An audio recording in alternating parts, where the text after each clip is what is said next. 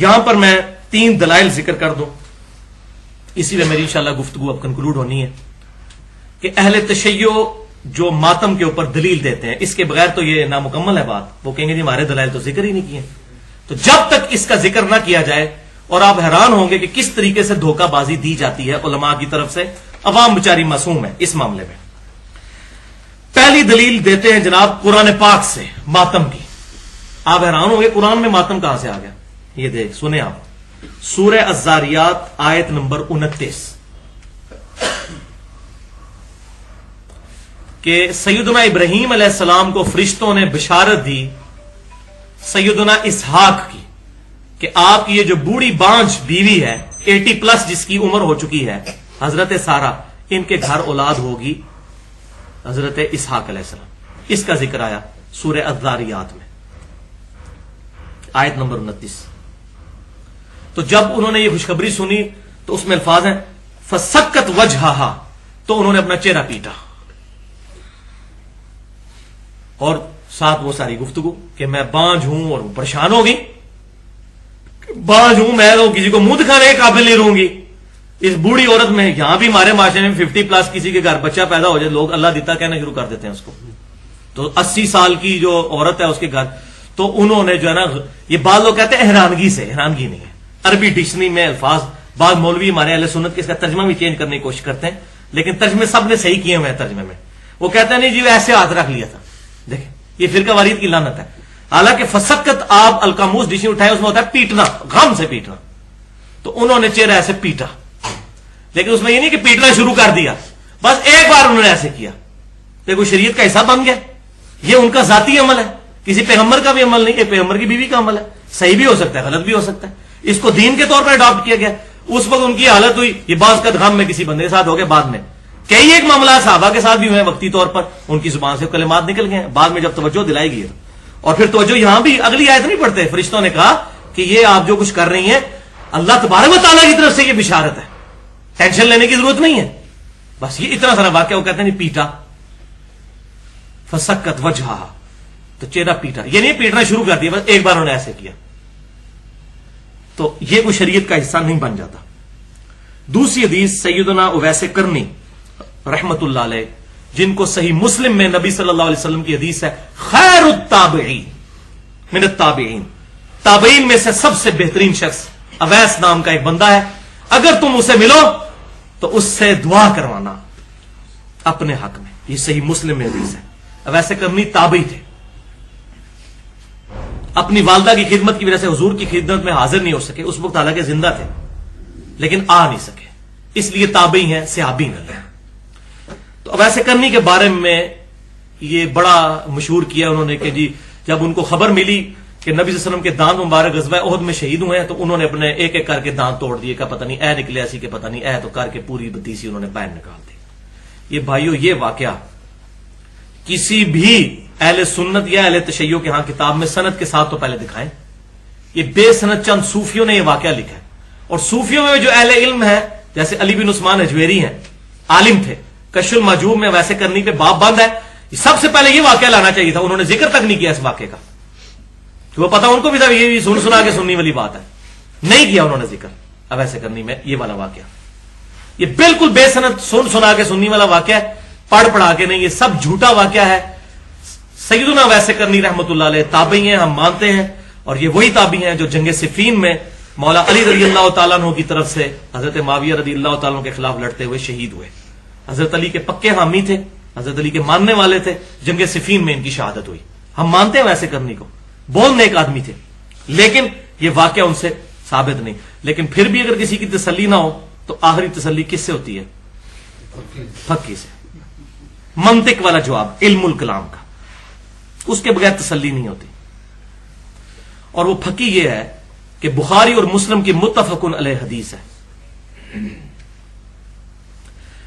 کہ سہل بن سعد کہتے ہیں، اور سہل بن سعد جو ہیں وہ مولا علی کے بڑے ماننے والے تھے. یہ وہی صحابی ہیں جن کے بارے میں بخاری مسلم کی میں نے وہ حدیث بیان کی تھی کہ ان کو ممبر پہ بلا کے کہا گیا کہ علی پر لعنت کرو، مروان کی اولاد نے، بنو امیہ نے.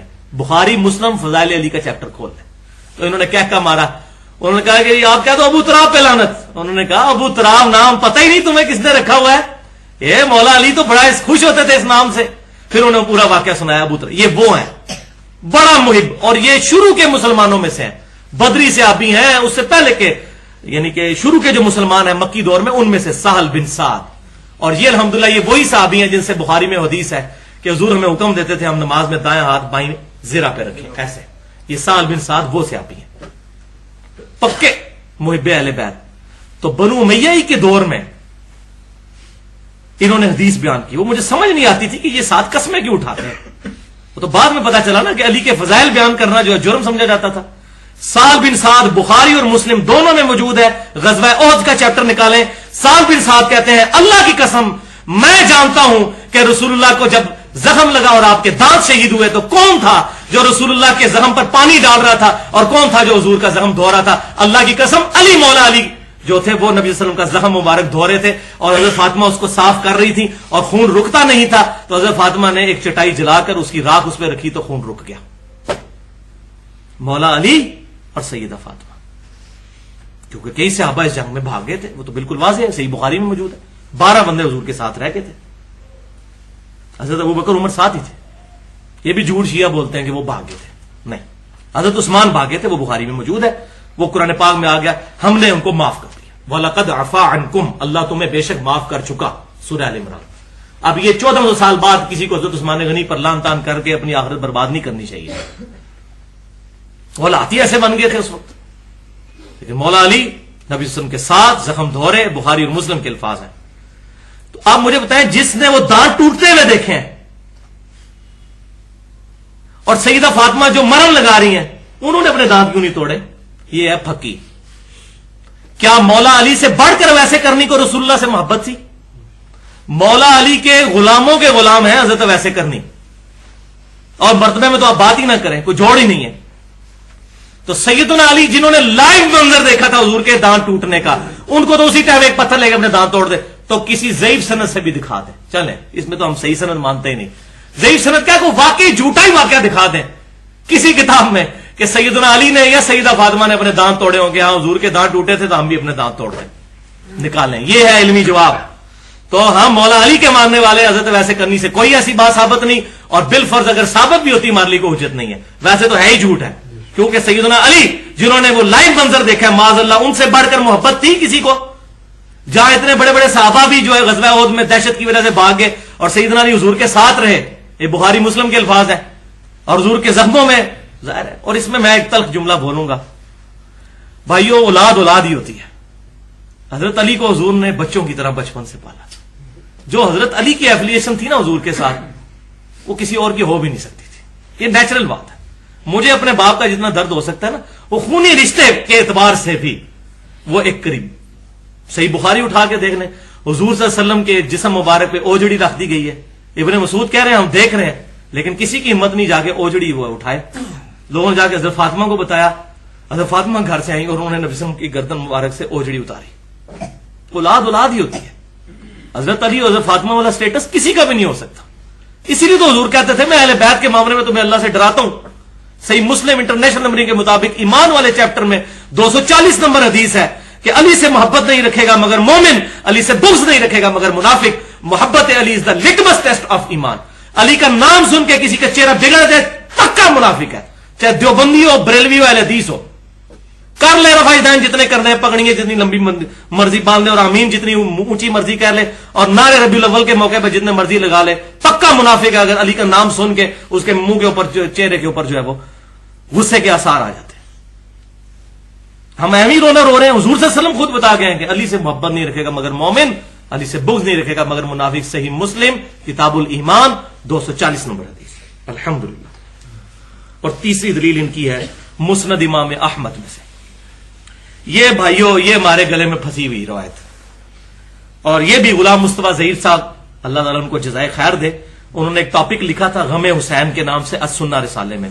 انہوں نے یہ روایت اس میں چھاپ دی اور ماشاءاللہ انہوں نے بڑا اچھا جواب دیا. ان کی علمی اعتبار سے میں قدر کرتا ہوں, باقی جو ان سے اختلاف ہو اپنی جگہ. تو یہ مسند امام احمد جلد 6 صفحہ 274 پر انٹرنیشنل نمبرنگ کے مطابق 26,391 نمبر روایت ہے. یہ شیعہ ذاکرین اہل سنت کے لوگوں کو گمراہ کرنے کے لیے روایت سنا رہے ہوتے ہیں کہ سب سے پہلے تو حضرت عائشہ نے ماتم کیا. حدیث صحیح ہے، وہ میں بیان بھی کر دیتا ہوں. اور وہ بیان کرتے ہیں، یہ میں نے حوالہ دے دیا یہ حدیث، کہ نبی صلی اللہ علیہ وسلم کی جب وفات ہوئی تو سیدہ عائشہ کہتی ہیں کہ حضور کا سر مبارک میری گود میں تھا، اور یہ الفاظ تو بخاری میں بھی موجود ہے. اس کے بعد کہتی ہیں میں نے آپ صلی اللہ علیہ وسلم کا سر اقدس سرہانے پر رکھا، کچھ اور عورتیں بھی آ گئیں، ان کے ساتھ میں نے بھی چہرہ اور اپنا سینہ پیٹنا شروع کر دیا، ایسے ایسے حضور کی وفات کے غم کی وجہ سے. وہ کہتے ہیں دیکھو اب عائشہ نے پیٹا ہے، حدیث بالکل صحیح ہے، یہ حدیث ضعیف نہیں ہے، حضرت عائشہ کا عمل ہے. تو پہلی بات تو یہ ہے بھائیوں کہ یہ حدیث ہی آدھی بیان کی جاتی ہے. اس حدیث میں وہ الفاظ موجود ہیں جو خود بخود سیدہ عائشہ کا رجوع اس میں ثابت کر دیں گے. وہ الفاظ کیا ہیں؟ وہ کہتی ہیں میری ناسمجھی اور کم عمری کا وبال تھا کہ جو یہ میں نے کیا. میری ناسمجھی اور کم عمری، عمر تو 18 سال ہی تھی نا، تو جذبات میں قابو، چھوٹے بچے ہوتے ہیں جیسے، جذبات میں قابو نہیں رہا، تو ان کا میری ناسمجھی تھی. ورنہ تو کہتی ہیں کہ میری ناسمجھی مطلب یہ میں نے بڑا اچھا کام کیا. تو یہ روایت نہیں بتاتے. یہاں بھی ہماری اکیڈمی میں بھی کچھ ایک شیعہ ذاکر آئے تھے آج سے 2 سال پہلے، تو روایت میں نے کہا بالکل ہے، لیکن تمہارے مولویوں نے بھی جس طرح ہمارے مولوی ہمیں آدھی حدیثیں سناتے ہیں، تمہاروں کو بھی آدھی سنائی ہوئی ہے. یہ پوری روایت پڑھو، مسند امام احمد ہمارے پاس پڑی ہوئی ہے کہ میری ناسمجھی تھی اور میری کم عمری تھی جس سے یہ کام مجھ سے سرزد ہو گیا. تو یہ تو رجوع ثابت ہو رہا ہے اس میں، یہ تو ہماری دلیل ہے. لہذا اگر کوئی بندہ جذبات سے مغلوب ہو کر اس طرح کے کام کر لیتا ہے، ہم اس کو بدتی نہیں کہتے، حضرت عائشہ کو ہم کوئی بدتی نہیں کہتے، لیکن خدا کے لیے پہلے ڈکلیئر کریں، اپنی عوام کو بتائیں ممبروں سے کہ اگر کوئی ناسمجھی میں کرے گا اور بیوقوفی میں تو تب یہ ٹھیک ہے، ادروائز جو عقل مند ہے تو یہ کام نہ کرے، یہ کام حرام ہے. اور حدیثیں ان کو وہ سنائے جو ماتم کے خلاف ہے. حق وہی کرے نا، تاکہ جو پڑھا لکھا بندہ ہے اس کو تو گیم سمجھ آئے کہ یہ کم عمری اور ناسمجھی کا نتیجہ یہ ہوگا، تو وہ تو کم از کم اس طرح کی حرکتوں سے بچ جائے.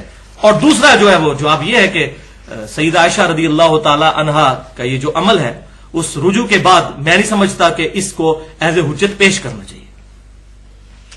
اور میں اس میں یہ بھی کہنے کی جرت نہیں کرتا کہ حضرت عائشہ کی یہ ذاتی رائے ہے، کیونکہ میں سیلفی نہیں ہوں، میں سلفی ہوں. حضرت عائشہ ہمارے لیے بہت محترم ہے الحمدللہ، لیکن حدیث کے مقابلے میں بات ٹکرائے گی تو ہم چھوڑ دیں گے، لیکن جب ٹکرائے گی، جہاں نہیں ٹکرائے گی نہیں چھوڑیں گے. لیکن الحمدللہ یہاں پر ان کا رجوع بھی ثابت